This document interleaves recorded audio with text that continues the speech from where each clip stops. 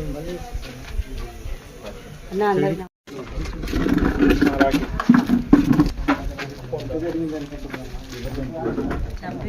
రాజకీయ అటెంట్ మర్డర్ నడి రోడ్డు మీద, ఇది లోపల కాదు మర్డర్ జరిగింది. అది ఎక్కడ ఏదో జంగట్లోనో అడవిలో ఫారెస్ట్లో కాదు, నడి రోడ్డు మీద జరిగింది. ఆ టైంలో కరెంట్ ఎందుకు పోతుంది? మొత్తం చుట్టరంగా కరెంట్ ఉంటుంది. ఆయన మర్డర్ జరిగిన విషయం అక్కడనే కరెంటు లేదు. కరెంటు తీసేసిన వాళ్ళు ఎవరు? కరెంటు బంద్ చేయని వాళ్ళు ఎవరు? ఎందుకు బంద్ చేసేది? ఎందుకు అట్లా ఈ హరిబాబు అంటాడు చనిపోయినప్పుడు ఆయన ఉన్నాడట, కటింగ్ చేసుకుంటాడు ఉన్నాడట. వాళ్ళని రజలింగుతో వస్తాడు చూసుకొని పైన ఫోన్ చేసినట. ఈ హరిబాబు అంటాడు రమణారెడ్డి ఫోన్ చేసినట. అయిపోయింది సార్ అని చేసినట. ఈ రేణుకు సంజీవ్ గారు కూడా ఫోన్ చేసిండట. ఏమని? అన్న పని అయిపోయింది, నాకు డబ్బులు కానీ ఫోన్ చేసిండట. నా భర్త చనిపోయింది సార్, ఈ 2 ఊర్ల భూమి కాస్తరే కాని కాదు. నా భర్త నేను గండ రమణారెడ్డిని ప్రశ్నించడమే తప్పైపోయింది. మాది రమణారెడ్డి ఎమ్మెల్యే, మాజీ ఎమ్మెల్యేను ప్రశ్న తప్పైపోయింది. ఎందుకంటే మేము తప్పులు చేయొద్దని నేను కౌన్సిలర్గా పోటీ చేస్తే మాకు కొన్ని మాకు మా కాలనీ నిధులు కావాలంటే కూడా మా కాలనీ నిధులు ఇవ్వకుండా మేము కోర్టు ద్వారా తెచ్చుకున్నాం. ఆయన మాకు ఈ నిధులు ఇవ్వలేదు. మేము కోర్టు పోయి కొట్లాడి నిధులు తెచ్చుకున్నాం. అప్పటి నుండి కక్ష పెంచుకొని వీడు ఎప్పటికున్నా మమ్మల్ని బతకనీయడు, ఎవరనీయడు. వీడు కేసీఆర్ మీద కేసేసిందంటే నేను తొడని అనుకొని ఇది కుట్ర పొంది హత్య చేసాడు. అయితే మేము ఇప్పటి వరకు ఇక్కడ స్థానికంగా ఉన్న కొన్ని మంది వ్యక్తులను, అదేవిధంగా రాజలింగమూర్తి భార్య సరళను లండన్ కలిసాం. ఇంకా మేము పోలీసులను కూడా కలవాల్సి ఉంది. సరే, మీరు మాట్లాడాలనుకుంటుంది కాబట్టి ఇప్పటికీ మా దృష్టికి వచ్చిన అంశాల మీద ఇంకా పూర్తి సమగ్రంగా కాకపోయినా కానీ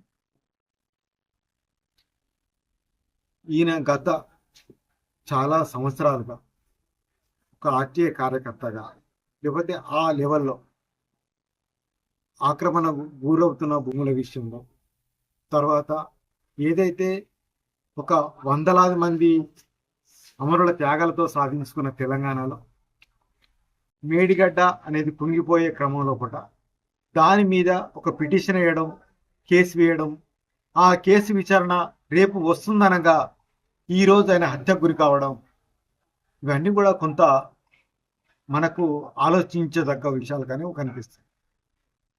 ఇప్పుడు ఎఫ్ఐఆర్ నమోదు కావడం, అందులో భార్య సరళ అనుకున్న పేర్లు కాకుండా వేరే పేర్లు ఉండడం చాలా అనుమానాలు దారితీస్తాయి. అంతేకాకుండా హత్య జరిగిన వెంటనే పోలీసులు రావడం, శవాన్ని తరలించడం, భార్య కుటుంబ సభ్యులు హాస్పిటల్లోనే డెడ్ బాడీని చూడడం, ఆ స్థలాన్ని తొందరగా అక్కడి నుంచి వేకేట్ చేయడం అని కూడా, ఇవన్నీ కూడా పోలీసులు ఇంత అత్యుత్సాహం ఎందుకు చూపించారనేది కూడా కొంత అనుమానానికి దారితీస్తుంది. తర్వాత ఇప్పుడు లింగమూర్తి భార్య సరళ గారు చెప్పినట్టు తాను ఏవైతే పేర్లు చెప్పిందో ఆ పేర్లు కాకుండా వేరే పేర్లు ఉండడం కూడా, ఎందుకంటే బాధిత కుటుంబాలు చెప్తున్న పేర్లను మనం పరిశీలించాలి, కోర్టు నిలబడుద్దా లేదా న్యాయస్థానాలు తెలుస్తాయి. కానీ ఆ పేర్లు కాకుండా తాను వేరే పేర్లు పెట్టడం అనేది కూడా తాను ఇప్పుడు మీ ముందు అందరి ముందు స్పష్టం చేస్తుంది. ఇవన్నీ కూడా ఈ కేసు ఒక సంక్లిష్టంగా ఉన్నదనేది మనకు అర్థమవుతుంది.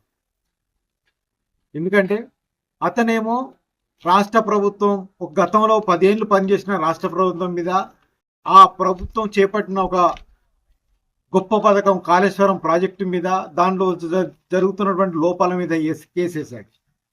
ఆ కేసు రేపు హియరింగ్ ఉంది, లేకపోతే ఒక తీర్పు వస్తుంది, ఏదో ఒక జడ్జిమెంట్ వస్తున్న క్రమంలో ముందు రోజు ఒక రకంగా సరళ గారు చెప్తున్నట్టు సంపత్ రావు గారు ఎందుకు పిలిపించారు, ఆ విషయం బయటికి రాలేదు. కానీ డిఎస్పీ సంపత్ రావు, కానీ తన భర్త మాత్రం ఆ రోజు సాయంత్రం హత్యగావించబడ్డాడు. ఇది ఒక ప్రజాస్వామ్య దేశంలో ఒక ప్రజాస్వామ్యబద్ధంగా ఒక న్యాయం కోసం పోరాడే వ్యక్తిని ఎవరు చంపినా తప్పే. నిజంగా అట్లా చంపితే అది చట్టబద్ధతకు దూరం అవుతుంది. ఎందుకంటే న్యాయం కోసం పోరాడితే న్యాయస్థానాల్లో ఫైట్ చేయాల్సి ఉంటుంది.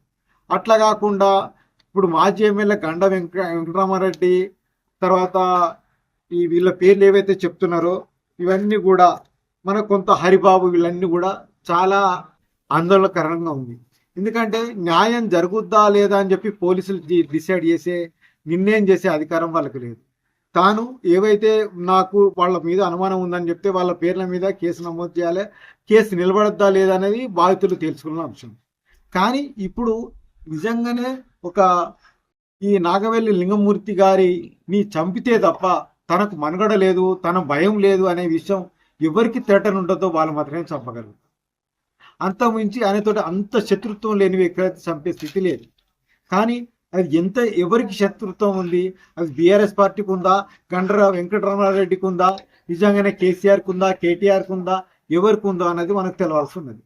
ఇప్పటికీ ఆ ఒక కేసు విషయమే కనిపిస్తుంది.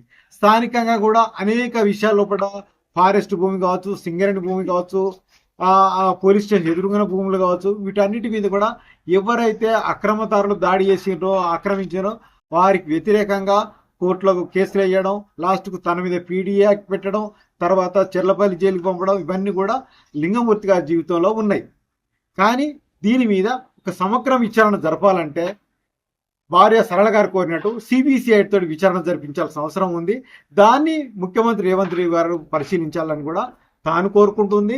నిజంగా ఇంత సంక్లిష్టంగా ఉన్నది ఎందుకంటే అధికార పార్టీలు కావచ్చు, ప్రతిపక్ష పార్టీలు కావచ్చు, లేదా అధికారంలో ఉన్న పోలీస్ వ్యవస్థ కావచ్చు, దీన్ని మొత్తం